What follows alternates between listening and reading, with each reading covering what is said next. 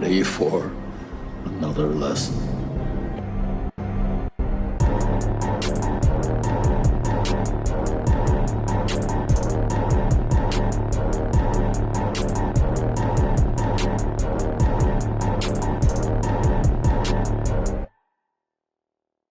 What's up, everybody, and welcome back to Back Row Banter, your favorite casual movie talk podcast. I'm one of your hosts, Adam Schwartz, and on this week's episode, we'll be talking about the movie Final Destination Bloodlines. But of course, before I get to any of that, I am joined today by, oh no, I didn't put a name down. I just forgot. Well, Nathaniel. Nathaniel Gingrich. That's me. I'm Nathaniel. So I usually in the show notes I'll put a little underscore as like a placeholder of like you need to put a name there, right?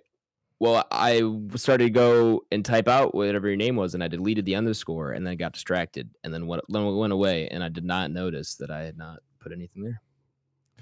Well, I am forever known as Oh No Nathaniel. Oh no! How you doing, Nathaniel? I'm good, man. You know. Yeah. I'm just living. Just living. Played golf yesterday, so you know it's positive. Yeah, how was that? It's great. Me and Tyler got out on the links. Got a nice early start. Felt like it was a nice day. You know, played some golf. Shot some. Glorious. Had some good shots. Had some bad shots, but we had some fun too. So you know, that's how it goes. That's how she goes, bro. Having fun's all that matters, you know. Exactly. I think. Yeah. I had a great time. Especially in a sport like golf. Tyler seemed like he was having a good time as well, too. He won a little money, so that's always nice. How'd you do that? When we go out, we just play for a little bit. It's we all put $20 in, and it's $1 a hole. And then $2. I'm waving. She just can't see me. And then it's fewest putts, $2 at the end. So if somebody ties, the hole carries over, and kind of so on and so forth. But gotcha. Stepdad and my brother-in-law are better than I am, and so they carried 8 holes over, and it went to the putting green. And I sunk like 35-foot putt. Damn. On a huge bank. And yeah, it was game over. So I won 8 holes off the putting green, which was great. That's awesome. Yeah. Glad to hear it, man. Glad to hear it. Yeah. I'll be out there soon enough. You're a good summer of golf here. I did not play for money, just if anyone was okay. track of no, I was. Yeah, did not. Also joining us today, of course, is Pretty Penny Tyler Verdalis. What won himself a pretty penny? There sounds like pretty penny. Not Man. Really. It's not that much money. Master of and segues. I still lost money on other holes. So oh well. When he's saying 1 or 2, those are units, and those are millions of dollars. Yeah, we play for millions of dollars. That's awesome. Might be a while before I'm on the links with you then, Ty. I know you guys didn't know I had it like that, but whole family loaded. In Sims cash. What a crazy secret to keep too. Yeah, just for years now. Like this is the moment that I just would be I just work at Best Buy just for shits and gigs, you know. Just to see if people actually want to know me for me, or be my friend for me, not for my money, and then I slowly let you in. Played a little course. Yeah, that's why you think I don't work all the time. Well, you don't. You might have heard of it. It's called Augusta. That was where we were playing. All right. Yeah. Flew out on the PJ. Yeah, had a private tour. For sure. And rounding out the squadron today, of course, is big bloodline BlakeHolder. Hey, I like the name, man. I was hoping we'd go there. It was an easy one. Either that or Bloodworth. Yep. Sure. Yeah. Bloodworth. Yeah. Sometimes you get an easy layup. This is one of those instances. You know, just gotta take the points where you can get them. Yeah, man, for sure. Yeah. I always think it's funny when what'd you say? I was gonna ask you what your name would be this week, and I was gonna suggest maybe Any Way But This, Adam. I don't mind that. I forgot what I was gonna say. I'm sorry. I What we didn't were mean just talking about. didn't mean to No, interrupt it's you. okay. It Was honestly a very unimportant thought. It was easy layup names for Blake. Oh yeah, I was just gonna say how I like when basketball. I think it's funny when basketball players at like either the college or the NBA level like break dunks, either like miss the rim or they slam it so hard that it ends up bouncing out. There was one, I forgot what team this was, but the NCAA tournament, someone went for a dunk and missed it so hard that the rebound ended up being on the opposite ends like free throw line. It was hilarious. It was like someone on Twitter like put out like a spray chart of like all of the offensive rebounds of like the tournament or something like that, and it was just like one dot in the opposing like in the opposing like paint of the other hoop. That's how like far. And that guy had some velocity going into that one, dude. He did, and it just I think it was one of those ones where it just like he pulled the rim down and like flinged it when it probably let go, and then it just flew. Hilarious if it made the basket on the funny. other side of the court. That would have been incredible. Truly. I will admit, ashamedly, in like, I don't know what grade I would have been. You dunked? Maybe like 6th grade. No, I did not dunk. Yeah, I did not dunk. You know where it's going. But I did accidentally score on the opposing team's basket. Yep, it happens, man. That's PE only every time. Off a free throw, off an inbound. It's always something like that. Just get turned around. Well, so I can explain it, and I think it's justifiable here. All right, again, 6th grade. Had played the first half of the game. Then sat down, didn't play the end of the first half, then didn't play the start of the second half, then got put in on an inbounds play, got past the ball, and I was like, oh, that was easy, and just shot it. And like, everyone out here is fucking stupid. yeah, I was like, I'm wide open. Of course I'm going to shoot it. And then I felt really good about myself until I turned around and everyone else looked confused. And then I was like, well, I'm confused. And then it took me a second to realize what happened, and I was really embarrassed. Wait, so had they switched baskets at halftime? Like yes. Okay, so what had previously been your away team's basket was now theirs. Right. When I was playing last in the game, was now no longer my basket, but it just didn't process. Right, it doesn't happen in baseball. I just didn't process it correctly. And just got a little excited when I had the ball. For sure, man. It happens, man. I also, awesome. Dude, it's so much fun. It's so much. I miss it, man. I just don't think it's hard. I don't think anyone ever. You're never really done. You're like ready to be done playing until like you're just done playing. Until you like separate your shoulder, diving back to first base. Yeah. When you go back to playing recreational sports as an adult, then you're like, oh, this is actually. I'd rather just watch them on TV. Yeah. So no, that's when you start playing golf, because it's the sport you can play forever. Or bowling, or volleyball. You can play tennis too for a long time, but now instead of tennis, people are just playing pickleball. But I'm good at both, so it doesn't matter. But whoa, yeah, man. Born with a tennis racket in one hand, a pickleball racket in the other. I mean, dual wielding like I'm Freddie Benson's mom in that one fencing episode of iCarly. Anyone else know the reference, or is that too old for this crowd? Ooh, no, that was I'm familiar with iCarly. Okay. Familiar with the characters, but I do not know the exact episodes. All right. This will be my last tangent, because speaking of lore, this is the episode where you find out that Freddie Benson comes from a lifelong bloodline, no pun intended, bloodline of like incredibly good fencers, and it's like been in their family for generations. And he like goes to try out fencing one day with what was her brother's name? Spencer. Yeah, and he's just like a natural at fencing, and it turns out his mom was trying to keep him away from fencing because it's been like a plague on their family of like how intense they take it and everything like that. Like they, it was too much for her growing up, so she didn't want him to know anything about it.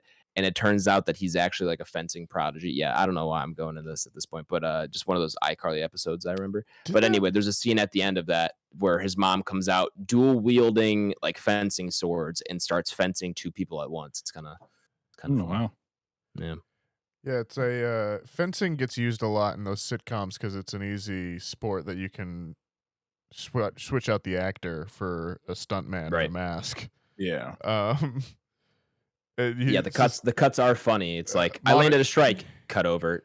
Whoa! Modern Family Well, also has an episode where one of the kids is a fencing prodigy as well too. So yeah, you can dip something in the water. There was a fencing stunt woman that was getting paid well in that 2010s area for 100%. a bit. 100%. Always seemed like a cool sport. I don't know how you get into fencing unless you like your Rich family's into parents. it or something, or you have rich parents. That's definitely part of it. Seems like cool though. Anyway, let's talk about movies here, fellas. Nathaniel, if the listener here is new or maybe they've just forgotten, can you give them a rundown of how our review segment works? Yeah. Hey, folks, if you're new or maybe you've forgotten, the way the review segment works here on Back Row Banter is it is split into 2 sections. There's the non-spoiler section, and then there's the spoiler section. Though if you've seen a Final Destination movie, you kind of know what you're in for on these ones. In non-spoilers, we'll go over who's in the movie, who directed it, who wrote it, all that stuff on the IMDb page. We'll go over the IMDb summary itself, see if we agree with it. Got to be a yes or no. There is no nuance on the internet as terms of how we feel about the movie. That is, would we recommend it or not? And then it's going to be spoiler time. I might play a spoiler noise for you if you don't want to have anything spoiled for you. Check our show notes, which will be in the episode description. That's going to let you know when we're out of spoilers and when we are ranking it up on our Entropy list, which is our big list of everything we've watched for the podcast ranked. With that being said, Adam, tell me about Final Destination, Bloodlines. Would love to. This is a new movie, rated R, with a runtime of 1 hour and 50 minutes and an IMDb rating of 7.1 out of 10. Directed by Zach Lipovsky,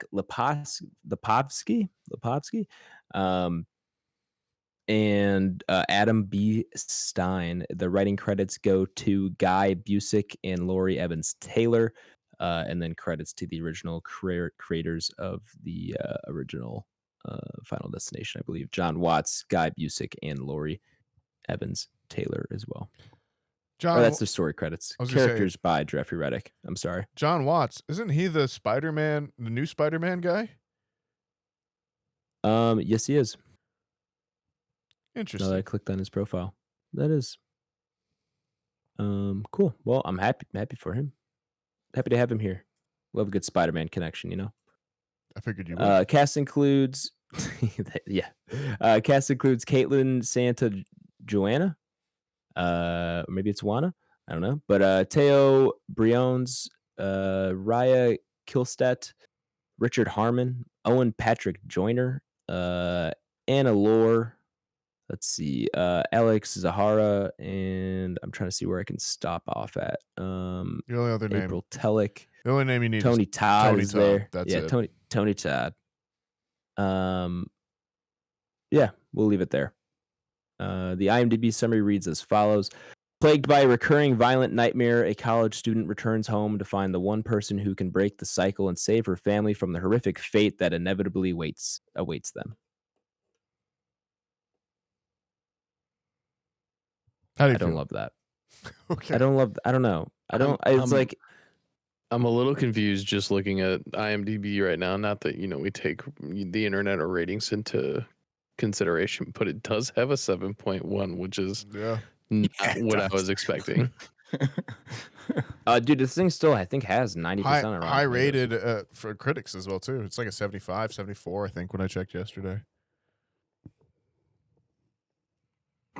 Yeah, I've noticed that, which it's basically polar opposite. Excuse me. Because this entire franchise has never really been rated very highly by critics or audience, which is really funny to fast forward. No, man, it really feels 25 years post first release, and now it's like everyone's like, "Hey, you ever seen Final Destination?" Yeah. So it's funny, man. I'm truly feeling my age in this one, where I'm like, fuck, like people like times have changed. Like, absolutely. This is a modern. It's such a modern Absolutely. Final Destination. Like, I mean, Like, again, I haven't seen 4 or 5, yeah, so I but, don't know like, what those feel like in compared to this. just the idea that a Final Destination movie would have any critical positivity, Acclaim. yeah, I like agree. it's Yep. so different from what you're used to, like with us growing up and everything like that. It's just these Yeah. were the schlock movies that if Oh, for sure. if any of these got like a 3-star rating in your local newspaper, you were like, holy shit, this must be something like to have Yeah. something to say or something. Like I Yeah. remember getting the newspaper on Friday mornings and like reading the Arizona reviews of stuff, and like Step Brothers getting like 2 out of 5 stars, and then just Of going and course. seeing it and everyone in my high school talking about it, right? And you're just like, these guys know nothing. And now it's Mhm. like to have a Final Destination movie being received so positively is just, I feel like I'm in the Matrix, man. Man, it's good to see though. It's good to see as obviously this podcast we're advocates of horror movies, so it is cool to see some praise and success going behind these smaller budgeted films per se, right? So Yeah. I know we'll jump into it, but yeah, this thing I think they said it already grossed over like 50 million domestically. Oh, dude. highest grossing R-rated horror film of the decade. So since 2020 again. Okay. on opening weekend, right? It's got to be Opening right? It's gotta weekend. be I'm sorry. for Yeah, opening weekend. I'm, Yeah. Well, yeah, I'm not Yeah, saying 'cause yes. that'll- We're just You're out of correct. Conjuring times. So Yeah. that would have been the 2013 one. We Mm. would I have also had to don't know compare if against. decade means Yeah, just the 2020s 25 or to yeah, that's the headline 2015. I saw. They'll Yeah. twist those numbers however they can to Sure, Yeah. yeah. but regardless, not it's entirely doing sure. very well. Yeah, I know it's done. It's done way better, especially compared to the budget it has. I know it's done about 50 million domestically, another like 50, 60 million internationally. This was all just opening weekend. So yeah, they've crushed what they did for budget Yeah, and then marketing. Like they're gonna announce a Final Destination 7 in about 4 weeks here, fellas. Dude, this thing had Just to. so you guys I know. mean, it had to have cost 20 million, and I think Oh, maybe for sure. 10 of that is in like licensing fees for songs and like Yeah. and special Yeah. effects, because it certainly is not in like actors. Like there's no No, there's not no at all. big names here. Like Mhm. as Adam was kind of like talking about, you don't have an RDJ taking 50 million Yeah. for just signing his name on it, right? Or anything. No disrespect to RDJ, like he's great, but like, it feels like a throwback to, hey, horror movies should cost us a nickel and they're gonna make us $1. Oh, yeah. And like that's the whole thing about them, kind of thing. I don't know. Absolutely. We're off track already. Adam, you're the newest to the Final Destination franchise. Tell me how you felt watching this, and when did you see it and all that good stuff. I think you said you saw it on Saturday. Friday. Friday. Saw it on Friday. Opening night, basically. Yeah, Opening yeah. night. Big crowd. Good, very good crowd. Very Yeah. good crowd. That's I what don't you know want if in it a was movie like this, too, sold though. out theater, but 100%. it was this is definitely one of those movies, but it was a good crowd to have. I was happy to see it. Saw it in Dolby. Did not see it in IMAX, even though it was, I guess, filmed for IMAX. Anyone else here do IMAX? No, I Nope. did Dolby. I did not. Everyone? Okay, cool. Just didn't know. I wanted to check in with someone who saw it on IMAX to know if it was like made enough of a difference. I didn't assume for this type of movie that it would. I but- have to imagine there's like it's really the premonition, like, yes, right? for sure. I mean, That's we yeah. can talk about more of that So- and like spoilers and that kind of thing. 'Cause Yeah, absolutely. So yeah, and then to give context here for those who haven't checked out our FD3 review, which will go up. I don't think I've uploaded that yet. Damn, bro. But- Busy weekend. But I've seen 1, 3, and now Bloodlines 136. 136. Listen, this is by far my favorite.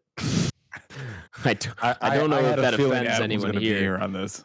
I don't know if that offends anyone here, Yeah. but this was I had such a good time with this one. I think the kind of idea of the plot that they have was very interesting to me. Getting a kind of a fun twist on the Final Destination kind of premise almost. I Yeah. don't want to say more than that, Formula. but I thought, yeah, the formula exactly. I thought it was a fun twist on that formula. I think the had a good comedic tone to it. I haven't seen 3 of the other Final Destinations, but to me, this one that felt like it, like, kinda, knew a little bit more what it was going for. We talked about that last week with 3 of Mhm. kinda like it's owning up to it a little bit more. But this felt like it knew more what it was going for, of like a modern take on what Final Destination Bloodlines is. Like the second Mhm. that it opened, and especially once you get out of that first premonition, it's like, wow, this is actually definitely more of like a modern take on what these movies could look like. And I don't know, I had just really good time with it. Good viewing experience and seeing it in the theater and everything. Um, this is, yeah, my favorite so far.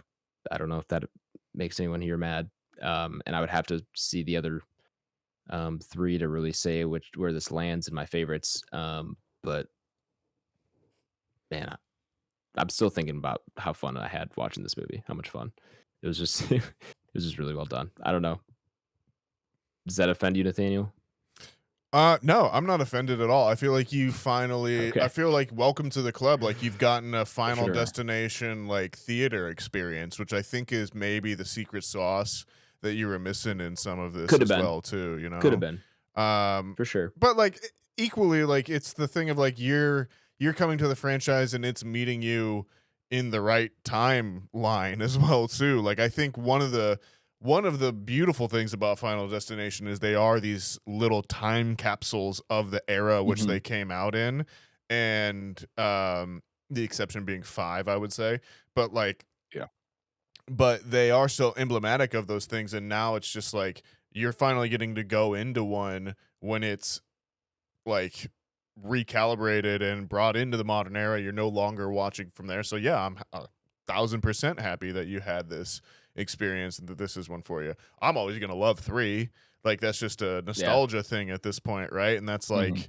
that's my connection to it. But this one I had a great time with. I saw it in a theater with a great crowd.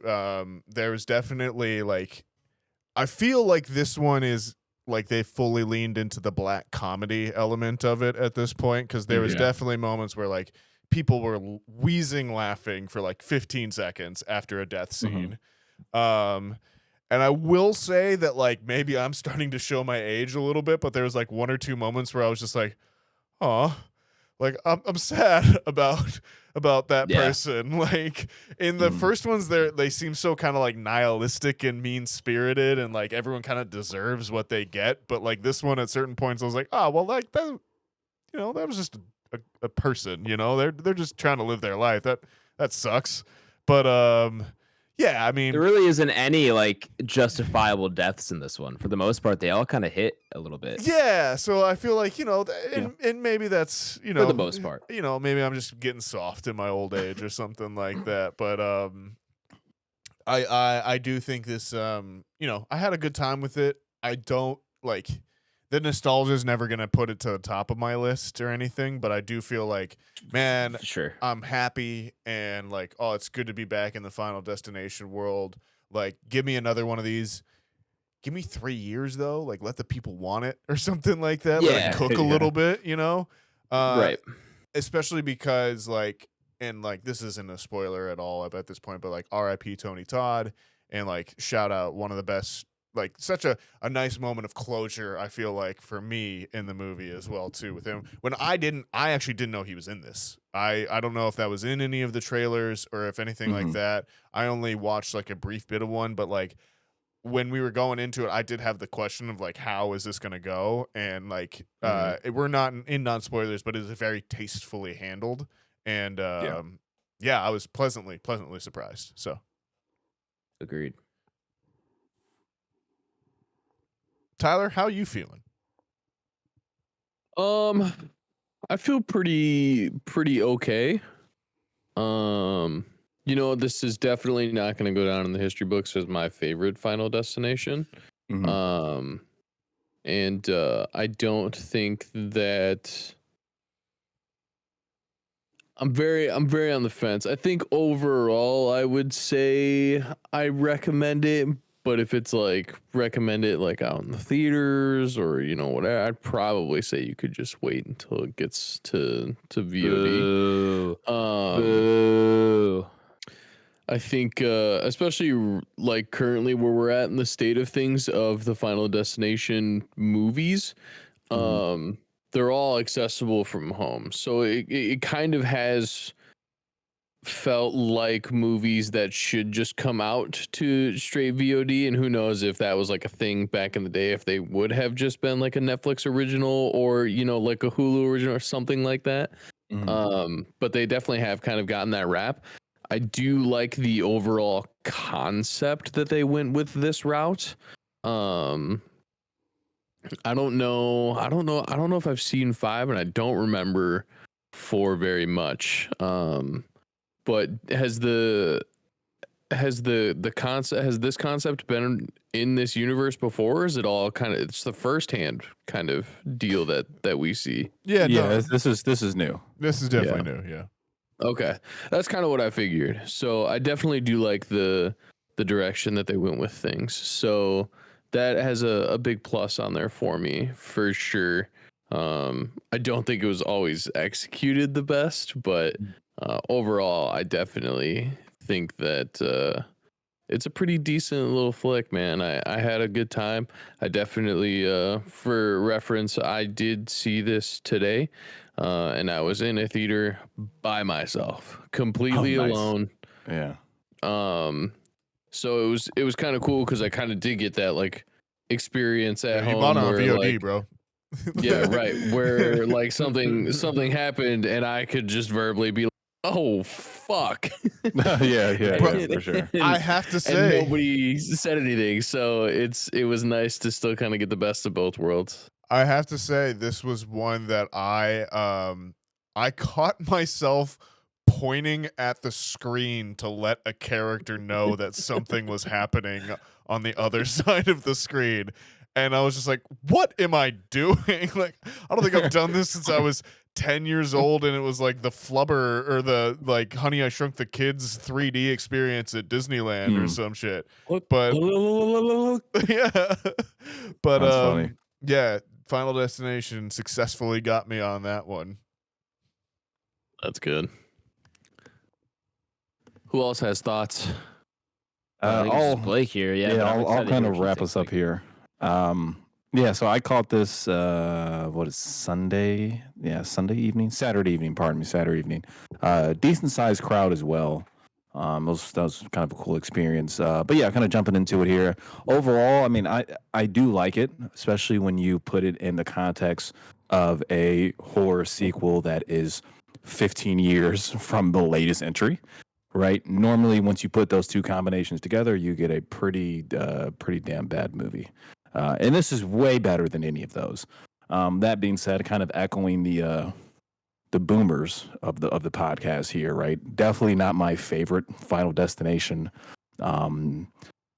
3, 2, and pretty much 1 kind of just have a little too much nostalgia tied for me, as well as there are certain things that go on in this film that I don't know if I really enjoy from a Final Destination film, where they kind of, as Tyler was hinting in, they kind of went on to do a different formula of the Final Destination and kind of death and the Grim Reaper, that we'll talk about more in spoilers, but I don't know if I necessarily really cared for that iteration of it. But yeah, overall, I mean, it was good. The Tony Todd homage per se was excellent. That's kind of all I caught myself waiting on. It's similar to Nathaniel. You guys know I'm not a big trailer guy, so I didn't know if he was in it, but I remember sitting down with Haley, then I was just like, all I know is Tony Todd better be in this movie. It's like the first thing I said to Haley. So sure enough, once he was on screen. I'm sorry, I didn't mean to talk. No, go ahead, man. I was so scared we were getting a CGI Tony Todd, like, because I know he's been dead for a while, but like I was like, oh no. Yeah. I was just sitting there. I was like, man, I hope we get Tony Todd. And then once we get through the premonition and kind of few dialogues are exchanged and whatnot, then I was like, I think I know where this is going. right? Yeah. So then eventually, so if you Yeah, picked him on that, we'll so, talk about it more in spoilers, but yeah, that was definitely, I think, an interesting line that they brought up for sure. Yeah. So yeah, that's kind of my 2 cents there. So I mean, overall, I mean, I would say I would recommend it much better than a lot of other horror schlock that comes out 15, 14 post years of the previous entry. But yeah, definitely not super high on my Final Destination rankings, but definitely not the worst. 4 is still clear cut in a Oh, way without the a worst doubt. Final Destination film No doubt. by a wide margin. And then I think you got 1, 2, 3 kind of all in the same area. 5's in there. Then I think you got 6 in there too. So yeah, that's kind of my thoughts. We'll go into spoilers. And once we kind of go in there, I have some more thoughts that I can detail. So that's what I got. All right. Then we're going to go ahead and head into spoilers. So if you've not seen Final Destination Bloodlines and don't want it spoiled for you, go ahead and check the episode description. I've left a timestamp you can jump to. You'll be taken to the ranking of our movie hop upon our Entropy list. What's that? You're dead. Spoilers. Yeah. So this is one, and I guess I mean, if Adam, if you want to jump in first, you're the guy who's the biggest advocate of this. But there is kind of one thing that I immediately did not enjoy from watching it in real time, and in my opinion, that it's the original premonition, right? Which are usually the huge ties to these movies. Okay. I think this one was the biggest and most extravagant one we've ever had, which was cool from a cinematic standpoint, where you get a ton of deaths, Sure. way more people involved in this premonition than any of the other ones. Maybe the plane crash, spoiler for Final Destination 1, right? It's probably the only other comparable size. Well, I was thinking the bridge in 5. Oh, I guess, yeah, that's a huge, Yeah, huge that was the thing only too. other thing I could think of. But yeah. But yeah, that's kind of the big gripe I had immediately, is that I didn't really care for that premonition, and it's for one reason, and it's because the other 5 Final Destinations we have, between 1 airplane, 2 accident, 3 roller coaster, 5 NASCAR per se, and then 4 NASCAR, then 5 bridge. They're all things that you can find yourself outside of 4 in the NASCAR event. You can find yourself being an everyday citizen and coming across. Sure. Which kind of made it more like, oh, that sounds fucking terrible. I don't want to get on a highway. We're like, you don't really have the luxury on this one, because it takes place in 1950 something. Right. So that's when I was kind of like, that's. Yeah. It was kind of unfortunate to kind of see them go away from that. But that being said, this was the largest and most devastating premonition we have of the entire franchise. So it is the bigger, better, badder. Right. They take that approach, opposed to, hey, how can we shoehorn something in here that's a little more realistic per se. That was kind of my first big gripe on that. But I guess those are the huge points in Final Destination. How does everyone else feel about the first premonition? I'm sure it's getting a ton of fucking positive feedback. It's gigantic. It's like hundreds of people involved. Yeah, I think for me, it still works because it preys on fears that I have, particularly like of heights. Heights, and then like those like fucking ridiculous things where they make the floor out of glass and shit. You know, like that is something that like maybe I don't come across in everyday life, but like I've been in a situation with that stuff, or like seen that and been like, yeah, I'm not going on that crap. And so like.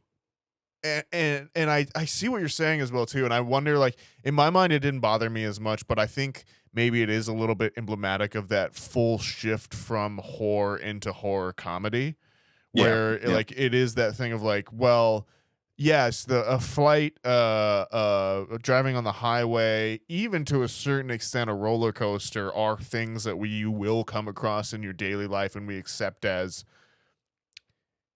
safe, even if they are, like, if you think about them for more than a few seconds, they are inherently unsafe and could go disastrously, right?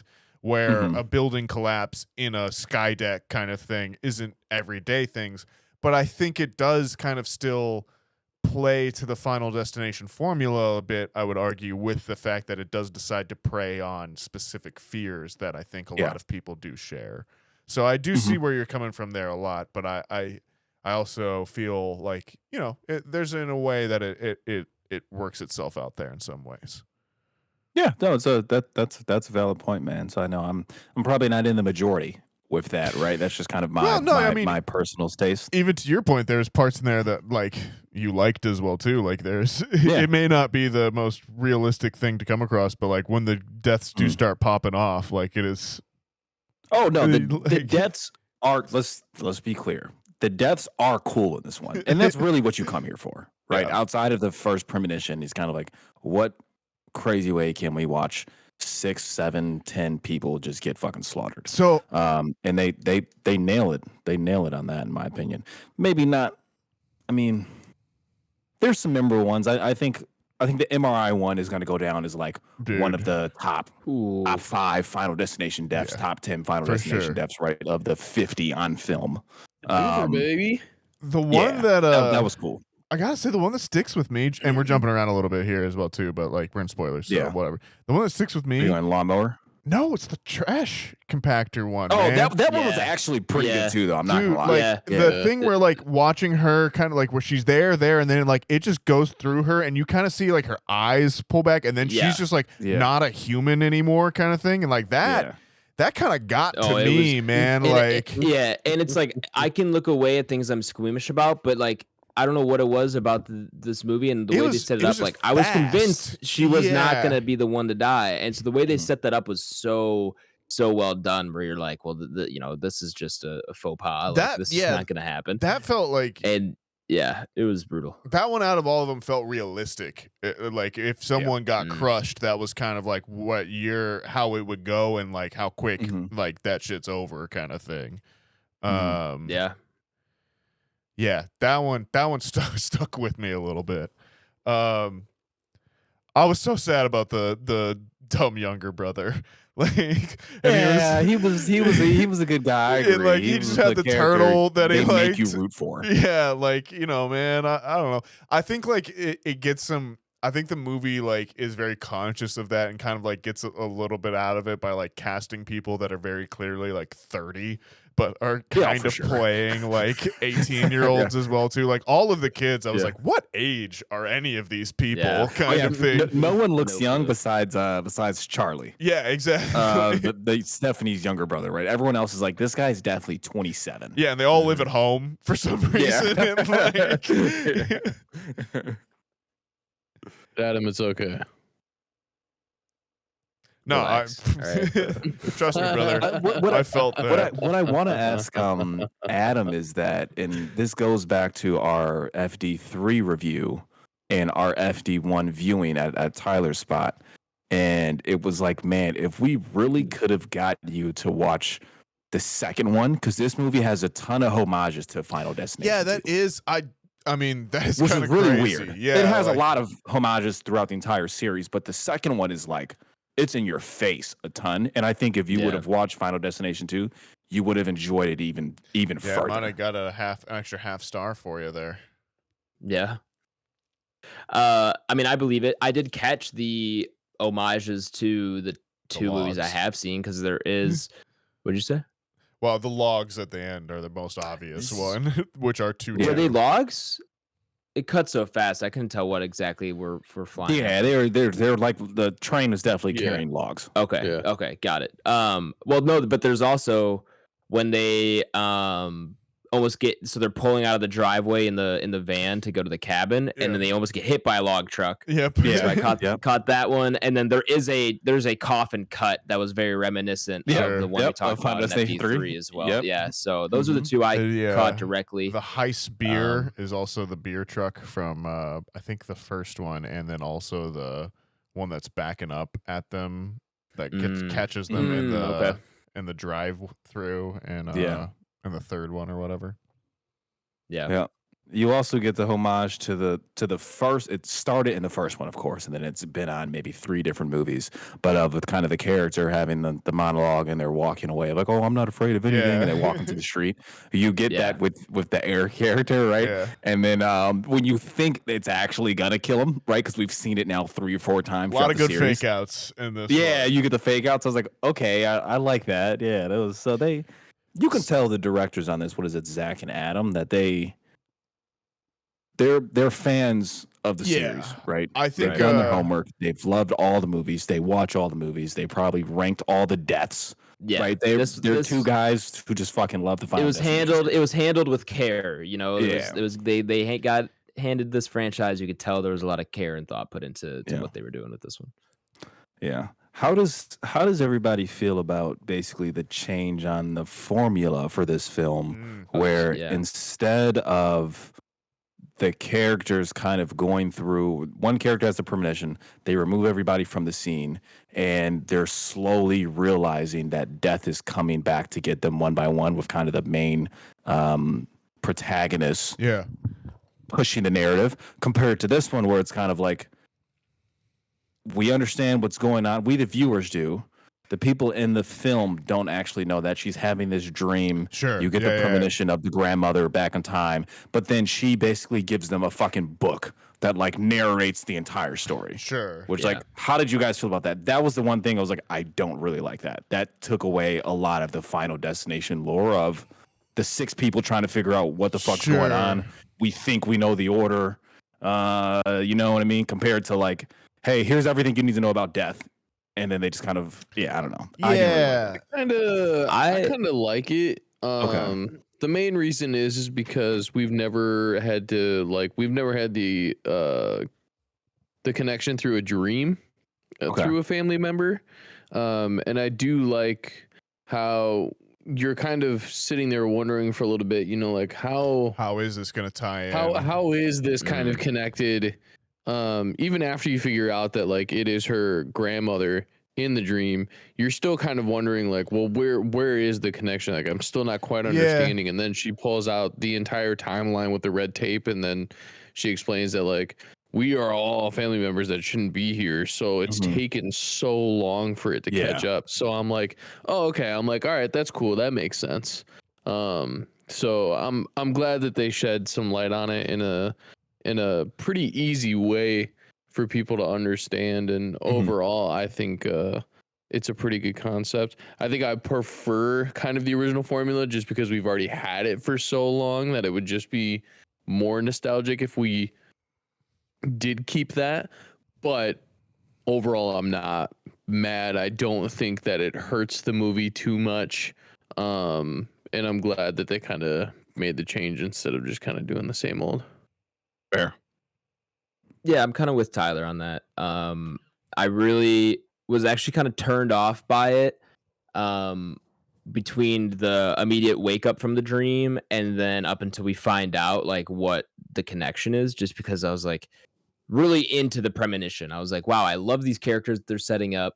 I kind of like how this premonition's going. I kind of can't, like, I'm excited to see how we back up and like what the events that transpire, and like if we're going to stay with these characters again. I haven't seen a single trailer for this movie, dude. Not even sing. I've seen maybe one clip of the movie, and it was like the people falling through the floor and grabbing onto the beams of the dance floor.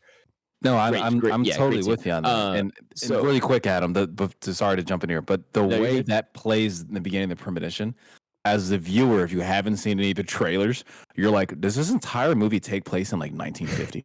Like, that's like the first thing I wasn't sure. Would have been like, oh, that would have been pretty cool too, though.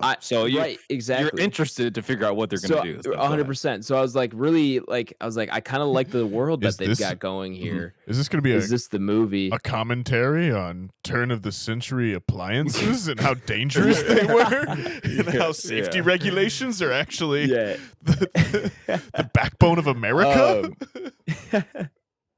So.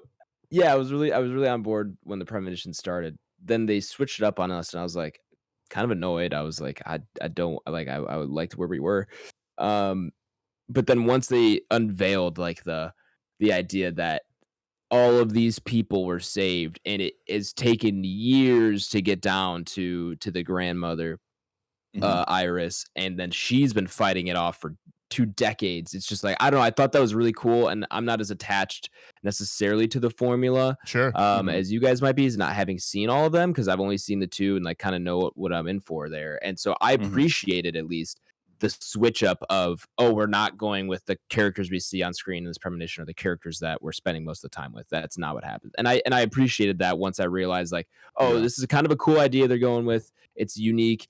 It's still, plays into it's not we're removing ourselves completely from this formula. It's still there. It's just a different kind of version of that, and it's done on a greater scale. I really liked it, honestly, as I kind of settled in with the idea, and I was like, this is a really cool, fascinating thing, because you got to think about it. Like, I don't know, just kind of taking that formula and being like, all right, well, what if we apply this where everyone is saved for once? I'm assuming for once. I don't think any other movie people they're able to save everybody. Usually, again, it's only a handful.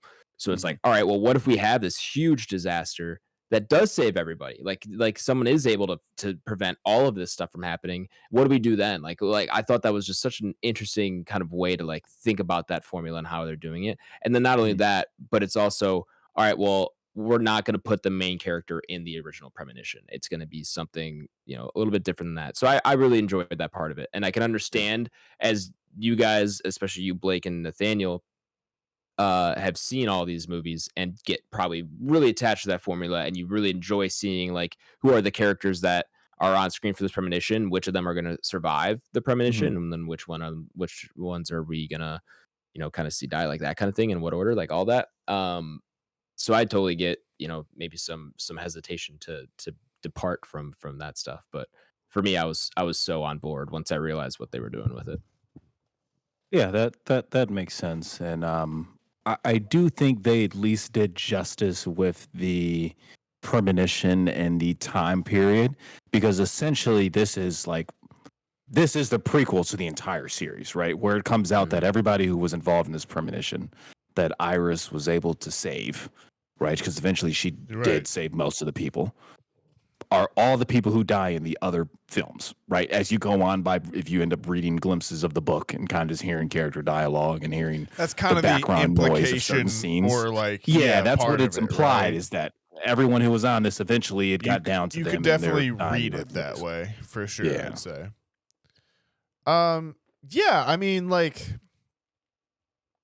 I think my personal take on it was like, in my experience while watching it, was similar to some of what like Tyler was saying, where it was like, okay, yeah, I went into it. I didn't know like that one was set, the premonition, which was the trailer I had seen, was set in the 50s or whenever it is that it comes out, set in the past at least. And so I also didn't know it was like set in the past. I saw that clip, thought it could be just a modern day. Yeah, so I enjoyed all of that, and I was intrigued by the movie itself, and then I think as it went on, what I felt myself being reminded of was Halloween 2018 in a lot of ways, which was this kind of reboot, rejoin to the franchise after it had been this long period of either in the woods or in the weeds or kind of out there, right? And it's kind of coming back to it. And maybe the last couple of editions of the movie, the fourth and the fifth one, people hadn't seen as much or didn't have that good memory of. And this is kind of that reset in some ways in terms of bringing it updated to a new audience while also hitting the highlights for the old audience in a lot of ways. And making it all a little bit more coherent. I think I had a weird experience while watching this where I was just like, I'm watching this movie and I don't recognize any of these actors, like from anything. Which is kind of cool though. I like that in a horror movie. But it almost created this little surreal like kind of atmosphere to it as well too, which I think is also kind of the Final Destination like realm a little bit in some ways. And then once we got to the Tony Todd part, which we've talked about a little bit as well, but like that was this kind of like great grounding moment where I was just like, oh, they're just going to let him go and kind of like do his thing. And that was truly a little bit touching as well. But awesome. Like, my criticisms, like, I don't think the lead is the best actress in the world. She seems to kind of have two modes, which is kind of like off-brand Jenna Ortega or like very, very wide-eyed kind of disbelief on a lot of stuff. I need a moment. like at certain points it felt like they were like, all right, here's all the actors we want to get, but we'll never afford. So let's get the Temu versions kind of thing. Jesus Christ. It's so mean. I'm sorry. Timu Jenna Ortega. Oh my god. Are you saying our boy who plays the oblivious, right, in quotations, dumb younger brother, is that Timu Justin Long? Oh yeah, a little bit for sure. Yeah, there's some elements there, or the yeah, like it was just something I was noticing. That's yeah, for sure. The budget was not spent on the actors, but again, and that's fine, and that's partially horror movies. To what Adam was saying, that is like kind of what we like about it. And there are a lot of great actors that have been found out of horror movies. In the next 5 years, who knows? Maybe that's where our lead Mary will Elizabeth be. Weinstead. Exactly. So, who knows? You know where that money went, Nathaniel? I'm pretty sure it went to a practical explosion of that cabin. That looked fantastic. Was that did anyone else notice that? I don't pretty know. sure that was a practical. I did. I think it looks pretty practical. Yeah, and I was kind of blown things away. in here I thought were practical effects. Yeah, exactly. Genuinely, the production quality and everything. Yes, the effects in this movie I feel like were emblematic of today's Hollywood feature, where I was like, hey, you used your budget really well. I will say 100% that. Like, there's probably, I feel like, 3 or 4 very real, like, in-person sets, like the house, the the tattoo shop, the kind of there was another location that I was thinking of as well too, but like then there was a lot of other ones that was like, well, this kind of feels like it's on the volume, but like at certain points it's like, well, I understand why as well too. And like I think the mixtures of the effects, like I think there was some good CGI gore, but I feel like there was a couple things that felt like they at least had like a practical base layer to them, kind of thing. Yeah. And so yeah, I do genuinely feel like this movie used its budget well. I feel like this is it's a great B movie. Like it's a great one. I do think it's actually a great one to see in theaters with a crowd. Yeah, I felt like I enjoyed that a lot. I mean, if you can get the solo screening as well too, by all means, go check that out. But yeah, I was pleasantly surprised, and I would say overall with this one. Yeah. One more thing I do want to give the credit on. We talked about it briefly, I think, on 2 different occasions, but definitely the Tony Todd monologue, which was awesome, right? Anybody going into this, as we were echoing, is kind of like, man, I hope Tony Todd's in it. He's the most reoccurring character in the entire franchise. I think he's in every movie besides maybe 4. Did you something like that? He's only a voice in 3, but I don't know if he's in 4. Did you put it together as soon as you saw the like singer in the past and had the child? Oh, for sure. Thing? Yeah, there's a little black. Yeah. Which is also ironically funny because he's a child in that premonition. Iris is an adult in that premonition, and then you kind of see them in real life at the time. Yeah, and he's like, clearly Tony Todd is probably 10 years older than she is. Yeah. Granted, he was sick and going through different things, so we kind of understand that as well. So we don't want to be insensitive on that. But yeah, nonetheless, the final monologue where you have the characters, they finally make their way to meet JB Bloodworth.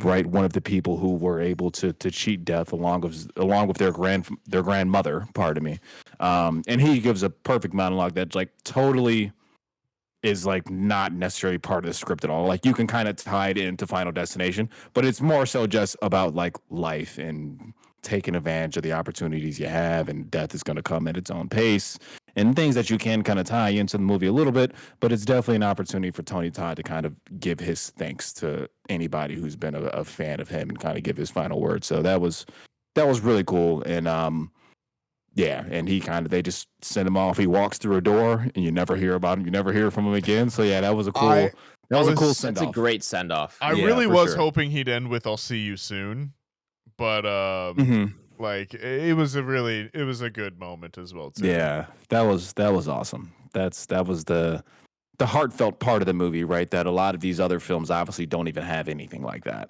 in the series. So yeah, that was beautiful.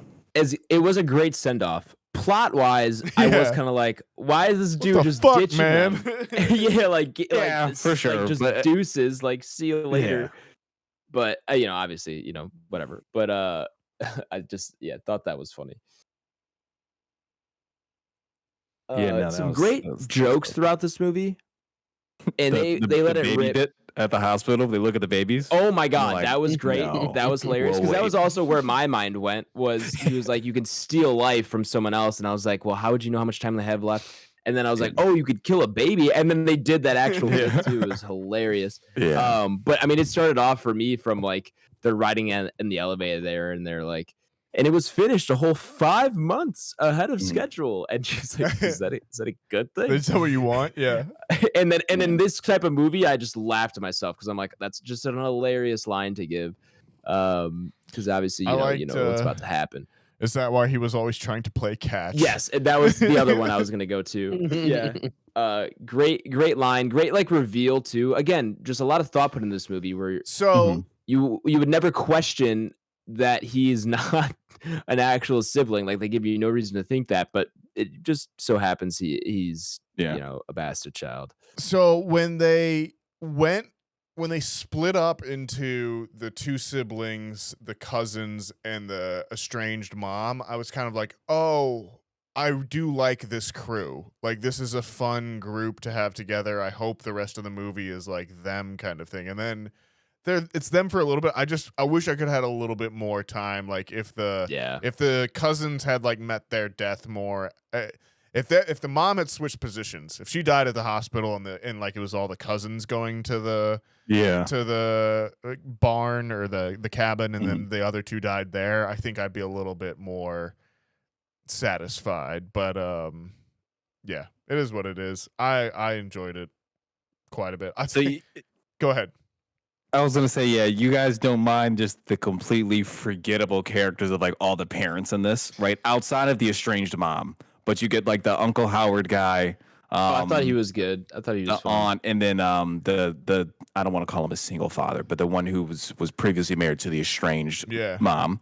Of just like the only dialogue they have is like, this is stupid. Death isn't haunting us. You guys need to come home. Then like we never hear from them ever again. And like that was cool too. Like I like kind of cheesy, hokey shit like that in horror movies. Yeah, it's I like mean, the worst fucking parents of the decade. It's kind of like it's Final Destination. They're also the only ones living in the real world where like if two people died in a row, you would be just like, yeah, man, it's like a fucking crazy coincidence. Ain't that life? That's some fucking shit, isn't it? Like, and then clock into work in 3 days. Yeah, for sure. Like that would be me. They're the only normal ones in the universe. No, like, I mean, it's a little bit like it's a B movie. I enjoy that as well too. That just kind of goes into it as well. It did make me kind of be like, well, wait a second, why did the older brother die there? But then they did immediately solve that with you fuck with death, like death gets angry kind of thing. Got in the way. Yeah. Weird shit happens. Yeah. Really quick too, while we were talking about how much the directors are giving homages to other previous Final Destination films, and I'm just catching a lot just from FD2. You get a few from FD3, but did you pick up the one where they're trying to figure out the name of the hospital? Nathaniel? Clear Rivers. Yeah, no, that was cool. And I don't think a lot of people in my theater got it because I didn't really hear any bickering. Sure. Didn't really see any pointing. But I was like, oh, that was awesome. So for the one that Adam's sake, when they're naming, they're trying to find the name of the. Yeah, it's Clear Rivers is the person who, well, you've seen the first one, is the woman who lives in the first Final Destination. Yeah. Who's the love interest, right? Her name is Clear Rivers. She is in the second film. Okay. Yeah. She's the only person outside of Tony Todd who transcends multiple films. And I didn't know that. Meets her fate in the second film in XYZ. But her name is Clear Rivers. So they're trying to figure out the name of the hospital. And then she's like, what was it called? Like River Oaks, Clear Rivers, something. And then they end up getting the name. So the other one I caught was the license plate is Flight 1A18. Yeah. Uh-huh. Like that. They really love the second Final Destination, dude. That definitely felt like the one that they were homaging back to for sure out of like any of them.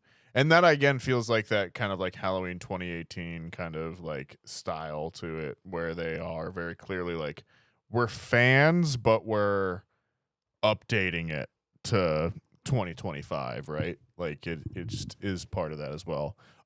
Love the snooty waiter getting crushed by the elevator and not having enough room on the way down in the premonition.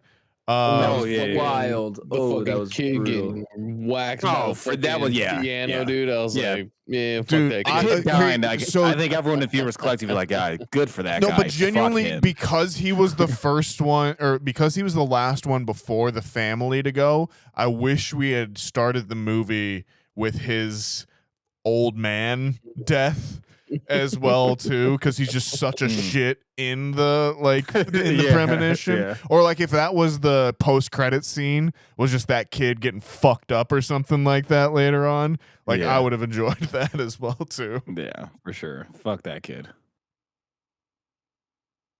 Yeah, throw him off. Any other comments here? I know we've talked Man. about favorite deaths, but anything else you want to? Yeah, I know you're I big on really- it, Adam. So yeah, I just had tell the such a great folks. time, dude. Just had Gen such a Z fun Final time. Destination, huh? I was gonna say, like, Okay, I'm so calm happy. down. I just feel like I'm I just- am. No, so am I. Though. I'm happy. This is just think, Adam Saint. Just think of the Adam we knew when we started this podcast in 2020. If we were to say, "Hey, there's going to be a new Final Destination film," Wouldn't even. I don't think any of us would be like, "Yeah, Adam's going to watch that movie and be like, oh, dude, this movie's fucking awesome." Yeah. So it's just yeah. it's cool to see the growth, man. It is. I agree, man. I'm happy I can have come to enjoy this movie. It's like one of those things where like all the Final Destinations are in some ways of like equal quality in my mind, and it's like now Adam finally gets it. Like, you know what I mean? Yeah. No, this definitely helped me. I did come out with a greater appreciation for the ones I've seen, obviously. Yeah, I agree with you there, because I definitely did come out of that feeling like, oh, all right, well, like I can see why this would be, if I saw this in 2000 or when is It's the perfect- 2006. It's Yep. Yeah, and I saw it in a group, or I saw it with my friends in a packed theater. Like, yeah, I'm sure or you like guys the had similar basement experiences. sleepover movie. Oh, Yeah, that exactly. too, You know, like 100%. like it for is sure. the That's it's all a yeah. the perfect movies were. theater movie. It's a perfect sleepover movie as well too. Yeah, that group watch, experience with your buddies. Like getting that was I think maybe crucial for me in this franchise. Not that, I mean, I guess we watched the first one together, but that was No, I think there should always be a Final Destination out for every generation of teens. Like I think it's the perfect kind of teen franchise where it is like this like nihilistic sort of like you think you're not afraid of dying anymore because you think you're invincible when you're a teenager, and then like Final Destination is there to kind of like slap you in the face a little bit and be like, nah, yeah. we're very fragile. And it can go wrong in so many ways. And I had some friends watch this with me who had never seen one before too, so they were kind of Oh wow! yeah, they had no idea what to expect. They went in and I was like, blind? yeah, pretty much. Okay. I so in my little movie group chat with some of my friends, I just sent in like, hey, I'm seeing Final Destination this weekend. Who wants tickets? Entourage it up, and then surprisingly, they were all down. They all wanted to see it. I wasn't sure who was going to want to or not, because I wasn't sure what their horror threshold was and who would be into this kind of thing. So surprisingly, got a good group out, and we all had a good time with it. And I think there was only one other person there. There was 5 of us, and I think only one other person had seen any of them. And I think he'd seen all of them too. So he was pretty, seemed like he was pretty on board with it. But yeah, I mean, everyone had a good time with it. And then the other guys were kind of more curious of like how in line this was to the other one. So I had to kind of, big bro them a little bit, Yeah. I feel like this Who would one have thought Adam big Yeah, on I know. people on horror movies, Even man. We a love it. month ago, big broing Final Destination when right, for sure. I feel like this one definitely has a lot of homages to 2, but is like the spiritual successor to 3 in a lot of ways. Mm. I see, like I Expand on that now. for me. Yeah, go ahead. Sorry. And just that, like it seems like think that 2 is kind of like the high watermark, and that's the one that everyone like refers back to, and like the amount of things that it builds into its reference. But I feel like the tone is most similar to 3 in terms of that kind of horror comedy balance a little bit more, as well as like its level of kind of like mean-spiritedness to its characters and that kind of thing. I don't know. I think that's it's like most similar in that way to kind of like what it is. I don't know. Maybe does that make sense to anyone? I hear like, you. Yeah. Am I just talking on my I know. I just ass want here? you to provide some guidance on it. But no, I totally see what you're saying, right? Like it's that like female protagonist as well too. Yep. Like I think that's a big part of it. I think the franchise is some ways like in its strongest in those moments, as well as like those are the only 2 films like that, by the way, are 3 and 6.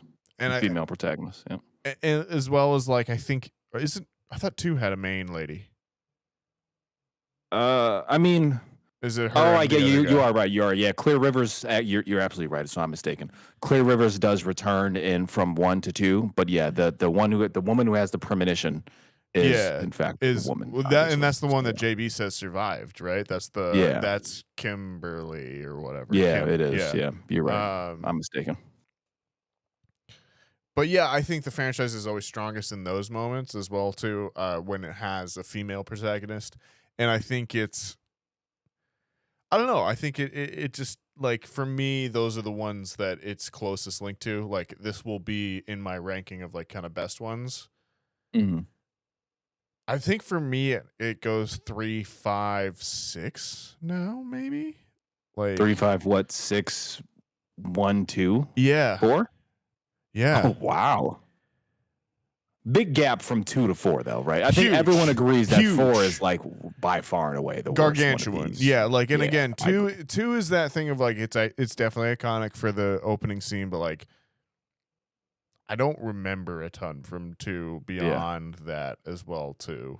And maybe that's the only just thing not they tried to do in it. 2 is establish the new lore of how new life. To kind of skip it. Yeah, change the timeline. exactly. Yeah.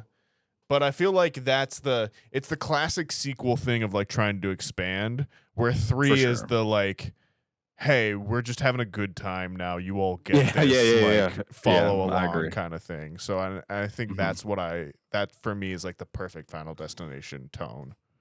Yeah, I agree. I think I'm ranking. Honestly, after rewatching 3, I really like 3 a lot with the photography aspect. So I think I'm gonna go 3, 2, 1, 6, 5, 4 is That's probably fair. mine.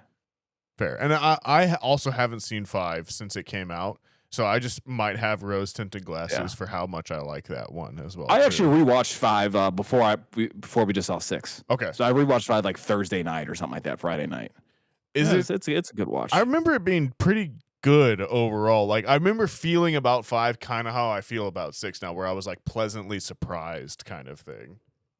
Yeah, in 5 they spoilers When for did the entire 5 come out? franchise. 5 is maybe 2011 or something like that, 2011, 2010, 2011, 2012. But 5 they introduced the topic of not new life, but the topic of being able to steal the years of somebody else. Okay, so I didn't know that it was introduced in a previous film. Yeah, so that's the catch in the 5th one, and then obviously the mega twist of it being technically a prequel. Right. Yeah, right. So Sure. But yeah, those are the 2 new things they have in 5. I do remember that. Yeah.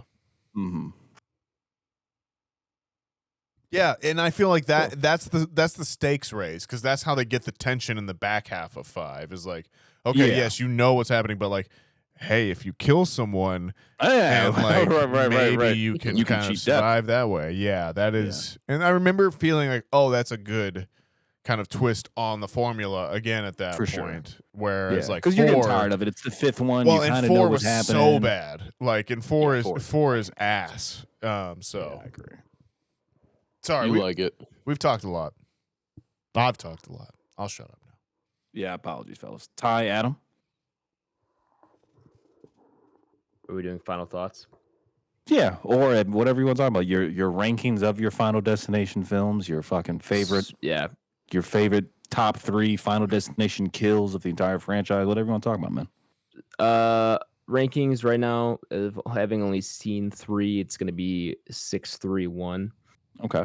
This does like now watching this one has gotten me more excited for the franchise, and I'm now more eager to, I would say, go back and just watch them all so I can kind of have almost greater appreciation for this one, but then also kind of compare them more.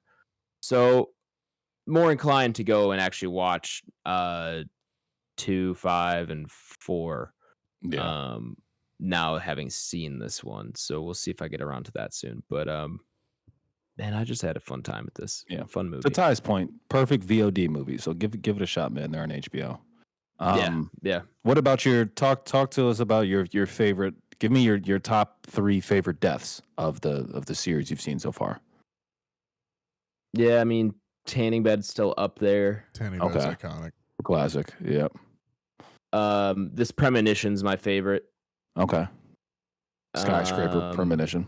Yeah, because I'm also not a big heights guy. Like, Okay. that's not the worst thing in the world for me. But like Nathaniel said, like I don't mess with the glass floor thing, Mhm. and just being up in super tall skyscrapers and buildings, like I don't love it. Or even being on a balcony above, like say like 5 floors up, I don't love. Like I just don't Yeah. I hear you. love that kind of stuff. So the heights thing really plays for me. So I really like the premonition there. And I loved, and I don't know if this is a favorite, but I just a call back to this, or a call to this movie. The main character calling the shot of, well, the tree trimmer could fall down and Sure. like hit was the guy cool. blowing the leaves, Yeah. blow it into the kid's face, and they kick the ball and it hits you in the head, and then you get run over, like whatever. Like the calling the shot there, and it paying off, not how you'd expect. Like I really like that that kind of like setup and everything. And then also, as we've already talked about, transitioning to one of the more brutal kills in this movie, and of the 3 that I've seen, of that trash compactor one, because I'm with Nathaniel. That one has stuck with me a little bit. Yeah. Because it's just like one where I was like refusing to look away because I was just, it had me so convinced like she wasn't actually gonna die, that I was just, it was so visceral, and there was like Genuinely. there's no bracing for it. Yeah. So quick little top 3 run off right there. Gotcha. Ty, your rankings of the films you've seen, and you want to give us your few favorite kills? Yeah, I would say I'm probably 3, 2, 1, 6, and then I haven't seen 5, but I would put 5 above 4, just knowing what I know about 4. Sure. Yeah. And I think 1 and 2 are kind of interchangeable sometimes. I think it just kind of depends on which one I have kind of seen more recently. Mm-hmm. But yeah, I think this one, like I said, like we've said, it's done a lot of things differently, but still kind of staying on track. And I think it's definitely got a little tip of the hat to them for doing it this way, and really kind of giving us something new while still really kind of holding on to the nostalgia of it. I don't know if I like how like cinematic this premonition was. Sometimes I think it's a little bit more relatable.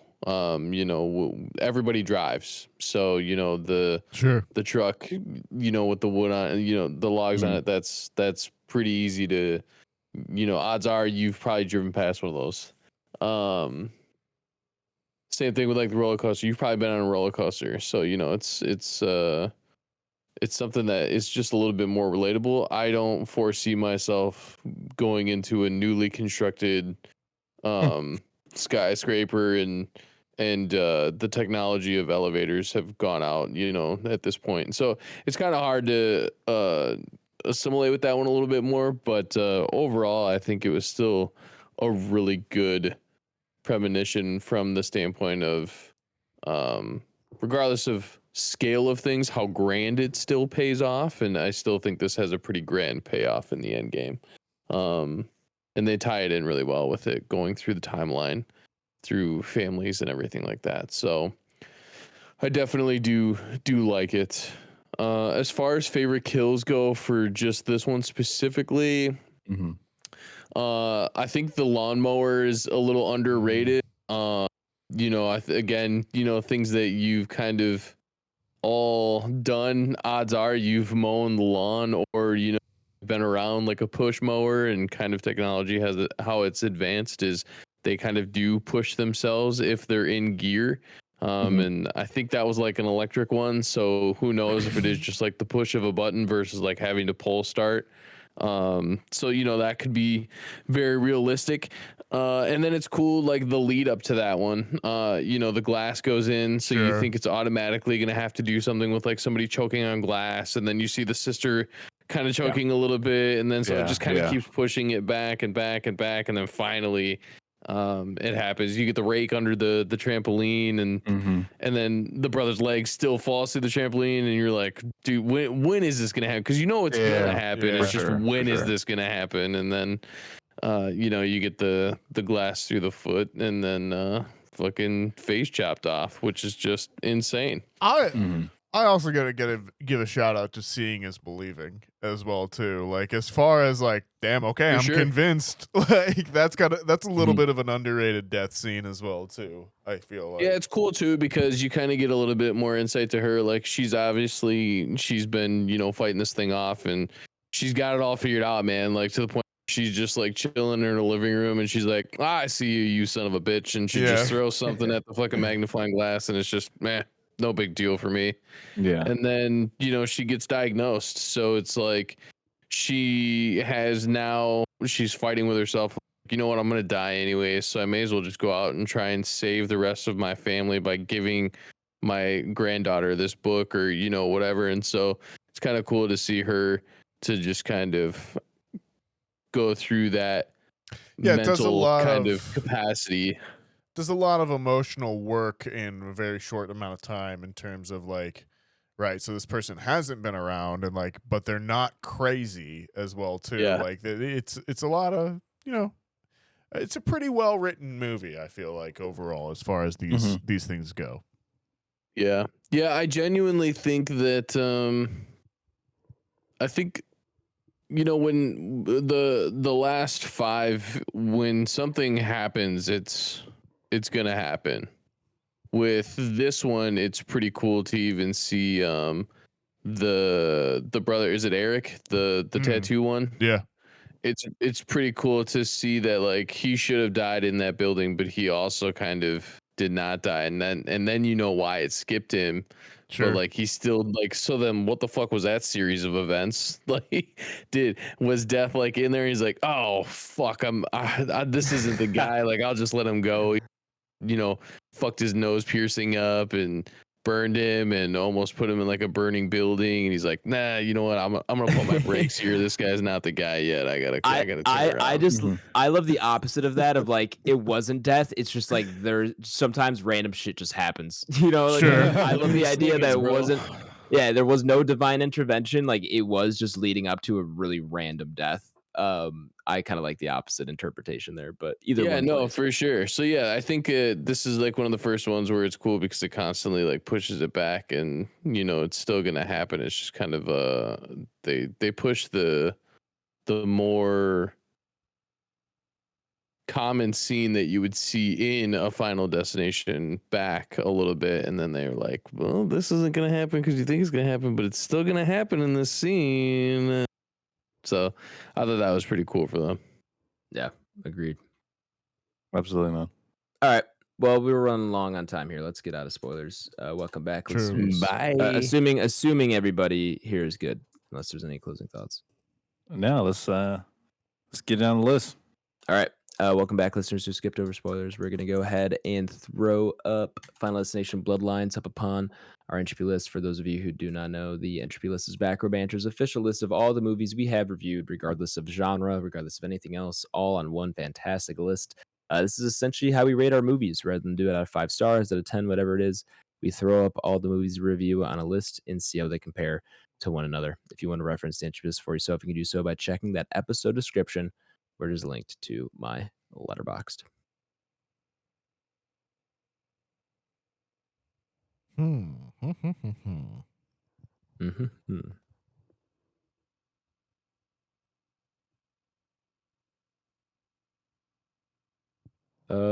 Where did 3 end up? Yeah, that's what I'm looking for right now. Was it 170 something? It was one maybe. So 174. Mm, Mm-hmm. yeah, what's tough? I mean, what's throwing me for a loop? Like the monkey's at 131, and like I mean, I even like 3 more than the monkey. I like this more than the monkey. This is the monkey's tough for me because I really like that movie too. Yeah, like I said, I see the monkey, and I was like, I just rather watch any Final Destination film outside of Final Destination 4 instead of turning that back on. But then you jump up, you got the Malignants, Barbarian, Mutant Mayhem. I got an idea. Like it can't be that high for me. Where are you at? I think I got an idea. Shoot it, Nathaniel. I'm gonna be 141. Yeah. So that's gonna be below Frozen. That's above Gladiator 2. So there's some things in there that hurt my heart a little bit. A Trick or Treat, that's gonna be in there. And Underwater, Oh, speaking of Trick or Treat, the guy who plays the oldest brother is in that movie. Yeah, he is. Okay, Yeah. Sure. Yeah. I was looking at his IMDb the other day. Mm-hmm. But yeah. So and then I can't go above The Strangers. I've compared this to Halloween 2018, but I do think Halloween 2018 is the better movie. And then we're into some real heavy hitters up there as well too. But I had a good time with this. I think, it being the Entropy list, there's going to be some other things that kind of move it up, move it down. But that's where I feel comfortable putting this one. Right below Frozen, right above Gladiator, Tuski. Yeah, that's a solid ranking. I'm kind of in the same ballpark here. I think where I'm ultimately falling, I think my cap is going to be the Us and Pitch Black at 153, 154 range. And honestly, I'll split the difference between the two. I don't think I can put it above Us. I think Jordan Peele's just kind of a master at his craft. That's definitely the worst Jordan Peele film, but he is a mastermind when it comes to horror, as we've kind of given him props for. And I think this is a film that's kind of dropped a little bit. So I'm going to go 154. All right.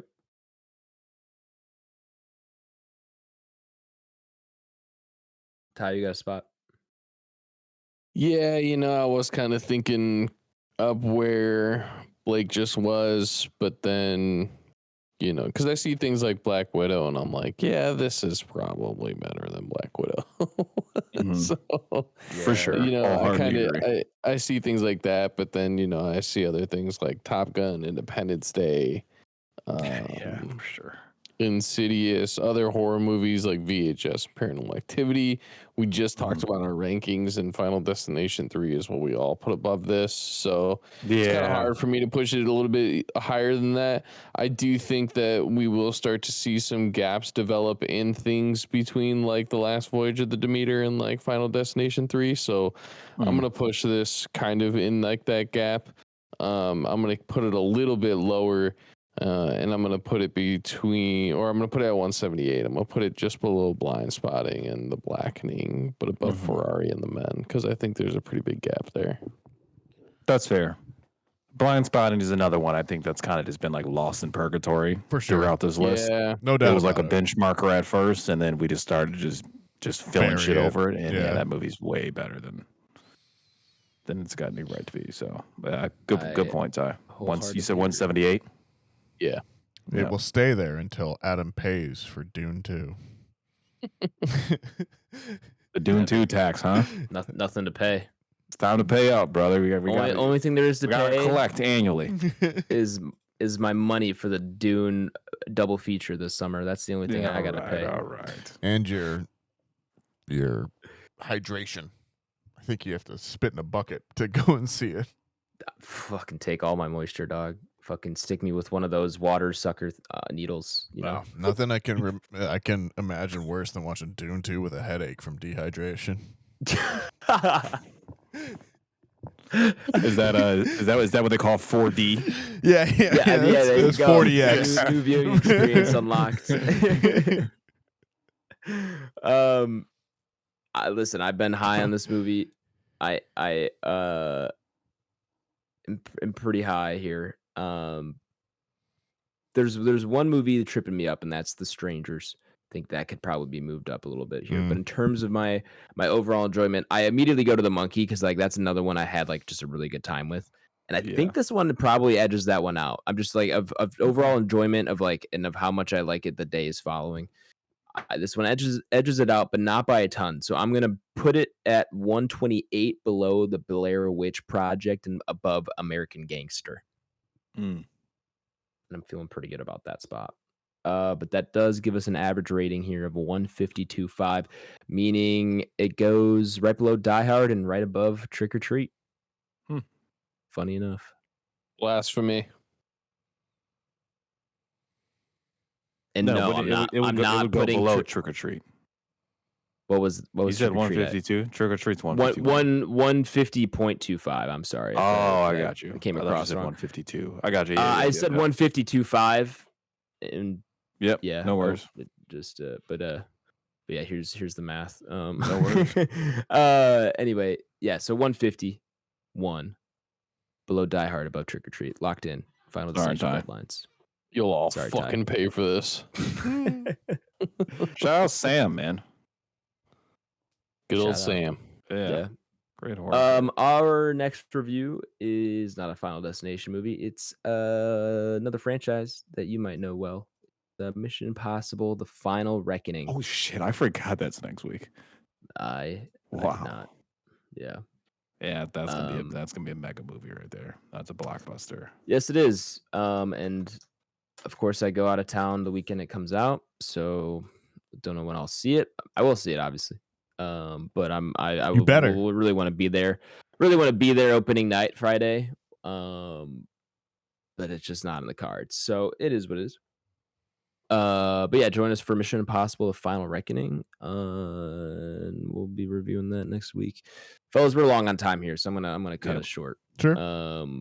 But let's get on out of here. Please share the podcast with a friend, a family member, maybe a long lost relative who might have a generational curse put upon them. We all got one of them. That's slowly following them. I mean, we all do. I mean, just listen to Mr. Morale and the Big Steppers, you know.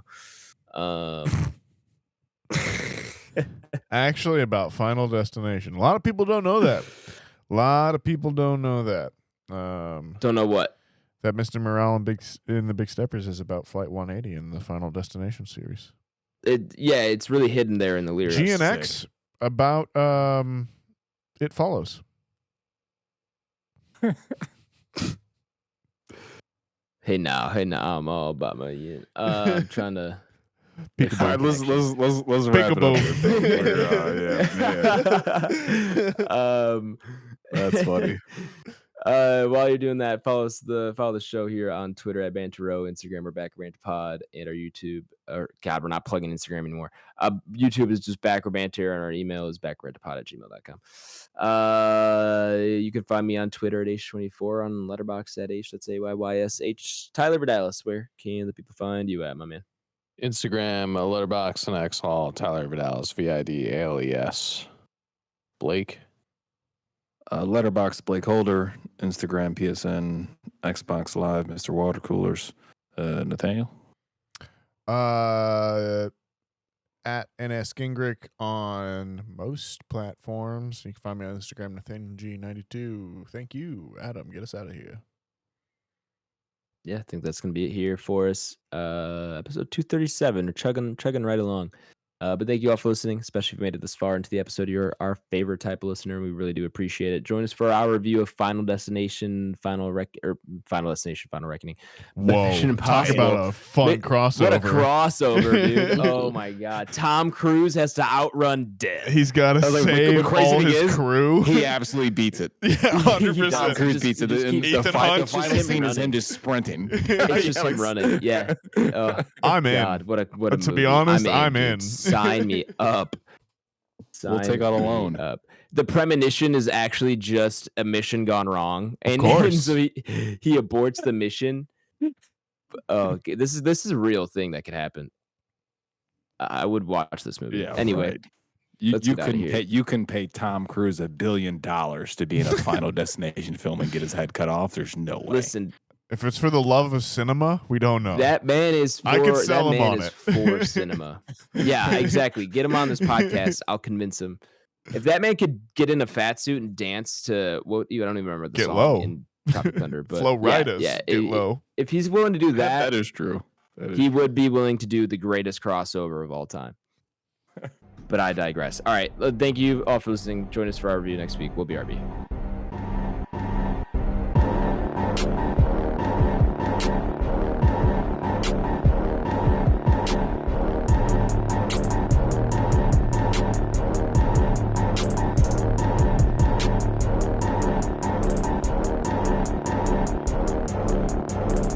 America. Ready for another lesson. Push. They play. They play the Oklahoma City Thunder. What do they play? I think they play Wednesday. That sounds right. Oh, Oklahoma. Dude, I'm these semifinal teams, man. It's gonna be some They good games. They play tomorrow, Ty. Actually, Okay. It's gonna be some good games, dude. Good games, good teams. A historic finals, no matter what happens, because 3 out of the 4 teams have never won. And then, or wait, didn't the Thunder win? No, they went with. No, they well, they've went. won. That's They've right, won they won as the Seattle SuperSonics, but they've That's never right. won as the Oklahoma City Thunder. They won with Kevin like Durant. 13 years ago. They didn't win when they went to the finals. Was when they had Harden and all. They that. lost to LeBron's Heat team. That's right. Yeah, now I remember. I think they Dude, actually that got was swept, such a to be good honest with you. finals. Was it not? Did they got swept? They get. I think they might have gotten swept. Was I'm it sure the that games year were or- close, but I think I they just got remember like swept. Okay, They you might be right. should send them back to Seattle. Oklahoma doesn't deserve. I to agree, be though, in man, NBA. for The sure. Seattle Supersonics is dope. I agree. Also, one of the cooler color schemes. Was it green and Yeah, Yeah, green and yellow. green, yellow, white. I mean, obviously it's Packers colors as well, but still like a But a decent different, sports color scheme. a non-hideous green and yellow. You know, the Packers shit. That's disgusting. Yeah, Yeah. but definitely should go back to Seattle for sure. trade them? I think that's the only team Oklahoma City has, right? Like they don't even have baseball. They don't have hockey. No, they don't. They don't have anything else. Having driven through Oklahoma They once, I they don't know barely why. have. Yeah, I don't know an why NBA you would team. want to be there. Yeah, it's I don't. I don't know when That they had to moved. been one of but those I can't imagine that was decisions. Can't imagine Go ahead, that Adam. was like. I don't know when they moved the franchise, Mhm. but I can't imagine it was that good of a decision. Yeah, I want to say they moved maybe, I'm kind of pulling off the top of my head. It's probably 08, 09, 2010. Oh wow, is something like that. Recent. It's that recent because Kevin Durant, it's either his first year or his first 2 years, he plays on the Seattle SuperSonics. Oh damn. Okay. So you can actually get some cool like Kevin Durant SuperSonics jerseys. You know what I mean? But yeah, as far as that had to been just been one of those owner decisions of like, hey, I have a ton of money, I'm just gonna move it to Oklahoma City. Like, why not Vegas? right. If you were gonna move it, that probably would have been the first option. Even Yeah, 15 years ago. OKC is it's So not, random. It's an odd place Yeah, man. to move a basketball team to. Or like St. Louis, even as much as I dislike St. Louis, I don't know. I could just think of a bunch of better cities to Yeah, just have a strange. franchise in. Strange. But Very strange. yeah, so they're at Pacers. I think have won it maybe like in the 70s or some shit like that, right? Pacers haven't won. Oh, The Knicks- they've never won? Yeah, so Knicks are the only team of the last 4 remaining that have won, and the last For time sure. was And they in won like probably 72. 70 something. Yeah. Yeah, it was like 72. So no matter what happens, historic championship is incoming. Yeah, And man. also teams with 4 very young stars, because you got Jalen Brunson, the star of the Knicks, is the oldest of Chicago the native, 4, as we always Chicago say. guy, Yeah. and he's only 28. Mhm. So if any other of the 3 win, it's like, damn, that's like a really young Yeah. place to be. I think I'm rooting for. I'd rather see a Knicks Wolves finals. It's kind of what I'm rooting for. Got to go Knicks just because Jalen Brunson's got the Chicago connect. You know what I mean? You kind of be crazy to like not at least root for him a little bit. And then the Wolves never won a championship. But I guess neither is OKC. But I do inherently like the Minnesota Timberwolves more than the Oklahoma City I do. Thunder. So I would agree. Yeah, I honestly, you know what? I'm happy with any outcome, yeah, I agree. and that's the best way to have it. You know. Yeah, I was reading something the other day, and they were saying it's ironic right now that because of the conference finals, right, the 4 teams left, we're echoing Minnesota, OKC, Pacers, and Knicks. This marks I think it's the 7th straight year that the NBA has had a different champion in a row. So, like, ironically, it has like the most parity of all professional sports right now. Which is just mind-blowing. Whoever would have thought that with NBA being so star-driven. You know what I mean? That was usually the one that had the least amount of parity. Where you see the same teams in the finals for fucking 10 years straight. I was just about to say, five years ago, I would have told you that was a joke because it just seemed like we were building dynasty team after dynasty team and all these super teams were forming. And so the fact that it's been like that the past couple of years, I'm very privileged to have jumped on the NBA at this time because it's been a fun 3 seasons of basketball for sure. For sure, man. Like I said, best parity in professional sports right now. 7 years, 7 different champions. That's all you can ask for as a sporting what do we call them, business, right? Yeah. Well, I will say, when's the last time someone went back to back in the MLB, Nathaniel? It's been a while now. Ew. Didn't the Astros do that recently though, or did one of those get vacated for cheating? So no, because I feel like they were at least competing in them at a good fucking clip, every year. There's the weird run where the Giants won every they did every even year for 6 years or whatever. They went not back to back, but every even year for a total of 6 years they won. Sure. So they won 3 and they were 6 years. never the best team too. It was just fucking weird. Mm-hmm. They just would heat up in the middle of October or something. So the Dodgers have won 2 of the last 5 years. But it's been a while. Yeah, Dodgers won what? 2020. It might have been since the 90s Yankees. 24. Or the early thousands Yankees that someone went back to back. It has been. So the Astros didn't do that, or am I wrong? They might have had 1 year in between. Okay, okay. It was Well, so the Astros have gone to 7 straight championship series. The ALCS. They went to semifinals. They've gone semifinals. Okay. Yeah, they've gone to a crazy amount straight. It was and 7 truly or 8, one of the first. I feel big.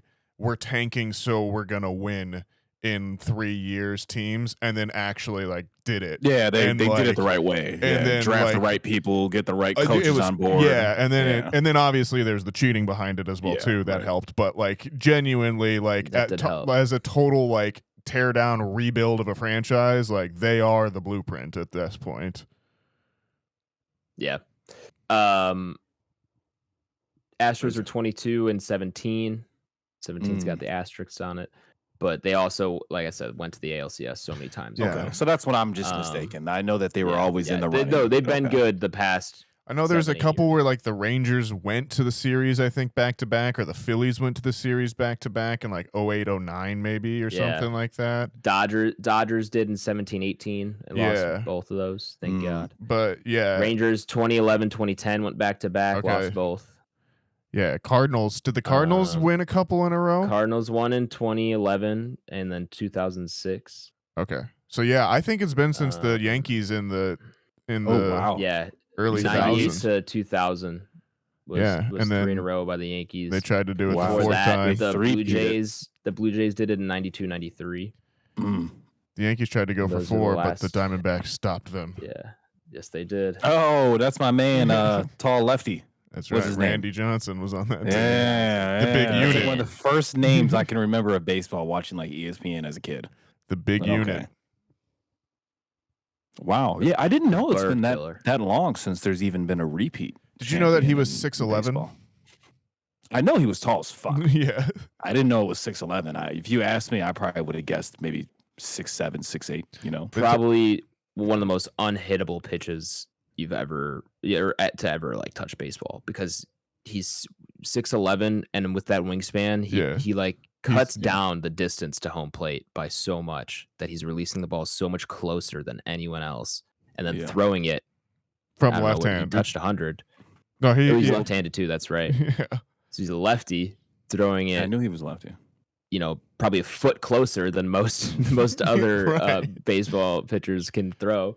And he's fucking huge, and he stares at you the whole time. Yeah, and he just glares at you with this giant ass. Like you just got a giant looking down on you. Like hilarious story though. When his, I remember reading in a Sports Illustrated profile about him when he was coming up. I think in the Mariners organization or something in the minor league baseball where they like all have zero money.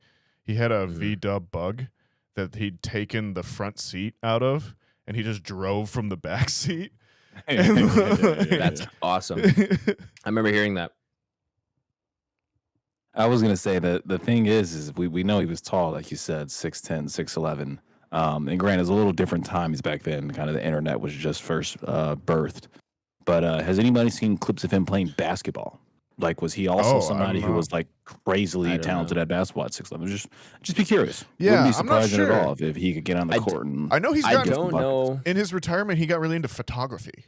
I was just about to say he's like a professional photographer now. You know who else is? Which makes sense. I've seen him like do like an NFL playoff game. Yeah, Yes. Something like that. And I was like, oh my god, that yes, he gets hired. Like he's good enough. Yeah, he's hired for these professional. Stands out like a sore thumb, of course, because he's fucking 7 foot tall. You know what I mean? So like that's how he kind of stuck out on the field and the playing turf. But yeah, crazy man. Yeah, you want to talk about like folk hero when you're a kid? Yeah, I'm sure that for you, yeah, I can see that. You need the sleeveless Johnson jersey. That's what you need, Nathaniel. I definitely held my glove in front of my face, not as close as he did. He had it like here, basically. I did that too here. growing up. Yeah. I don't know if that came from him, but I did that too, where I would just you just peek out my eyes on top of the glove, and then you could, and then I had one guy in like 14U travel baseball say, hey, you can't do that. And I was like, why? I've done this my entire life.